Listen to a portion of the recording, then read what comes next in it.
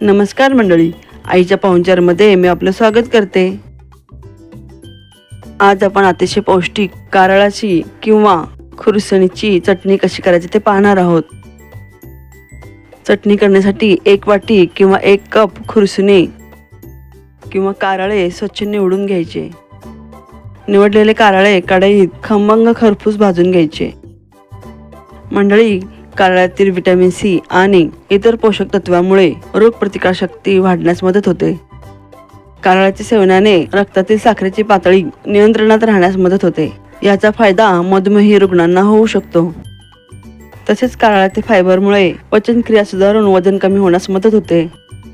तसेच कोलेस्ट्रॉलची पातळी नियंत्रणात राहण्यास मदत होते।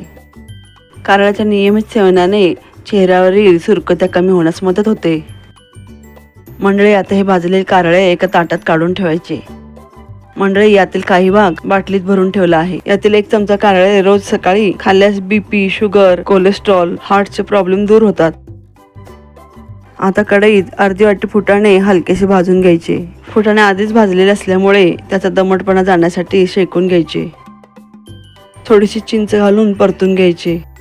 चिंच ही भूक वाढवण्यासाठी आणि पचनासाठी अतिशय पौष्टिक आहे। भाजलेले मिश्रण ताटात काढून थंड करून घ्यायचे। आता मिक्सर जारमध्ये भाजलेले कारळे, भाजलेले फुटाणे, चिंच घालायची। 8 ते 10 लसूण पाकळ्या घालायच्या। लसणाच्या सेवनाने रक्त पातळ राहण्यास मदत होते। 1 चमचा जिरे घालायचे। चवीनुसार मीठ घालायचं। 2 चमचे लाल तिखट, 1 चमचा गूळ पावडर घालायची। आता हे मिश्रण मिक्सरवर बारीक वाटून घ्यायचे।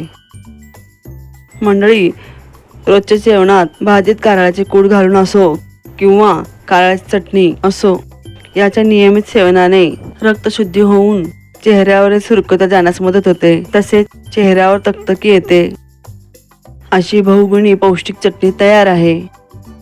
मंडळी, तुम्हाला ही रेसिपी आवडल्यास लाईक, शेअर, कमेंट आणि सबस्क्राईब करायला विसरू नका। माझ्या येणाऱ्या पुढील रेसिपी पाहण्यासाठी बेल आयकॉनवर क्लिक करा, जेणेकरून माझ्या रेसिपी तुमच्यापर्यंत पहिल्यांदा पोहोचतील। तोपर्यंत मस्त खा आणि स्वस्थ रहा।